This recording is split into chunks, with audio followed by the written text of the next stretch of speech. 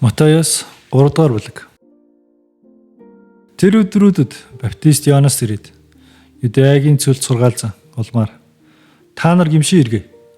Яагад гэвэл Тэнгэрийн хаанчлал гарт ойрхон байна гэв. Учир нь цөл таширах нэгний дуу хоолой. Та нар эзний замыг бэлтэг. Түүний жимүүдийг шулуун болго гэж хэлэн хэмээн иш үзүүлэгч Ешаягаар хэлэгдсэн энэ хүү юм а. Тэгэд мөнөөх Иоаннас тэмээний зогд руу хувцастай ташаагаараа арьсан бүстэй бэ. Улмаар түүний хоолн зарцаанууд болон зэрлэг зүгийн бол байсан. Дараа нь Иерусалим бас хамаг Юдая бас Йордан хавийнхан бүхэлдээ түүн рүү очиж улмаар өөрсдийн гүмүүдийг улаан тэр хүнээр Йорданд баптизм хийлгэжээ. Гэхдээ тэр өөрийнх нь баптизм руу ирж буй олон фарисей болон садукай үнийг хараад тэдэнд хорт могоо үеийнхнэ эрх хэлгэлнээс зүхтахыг хэн та нарт анхааруулав вэ? Тиймээс гимшин эргэлтэд нийцэгт жимснүүдийг бий болгоо. Мөн та нар дотноо бидэнд Авраам эцэг бий хэмээн хэлнэ гэж бууд. Учир нь шүтэн Авраамд эдгээр чулуунаас хүүхэд босгоо өгч чадна гэдгийг би та нарт хэлье.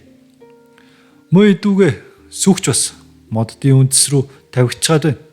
Тийм учраас сайн жимс гаргадаггүй мод бүр завчигдэж улмаар гал руу хаягдана. Би үнэхээр та нарт гимшин эргэлт рүү усаар баптизм хийж байна.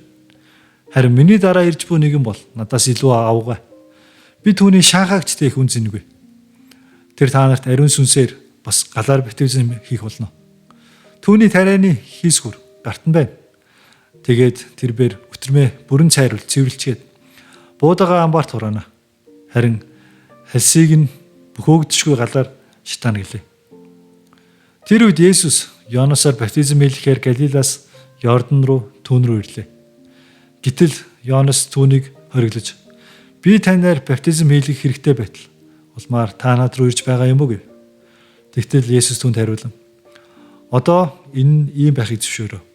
Учир нь ийм байдлаар бүх зөв байдлыг биелүүлэх нь бидэнд зохистой гэлээ. Тэгтэн тэр түүнд зөвшөөрчээ.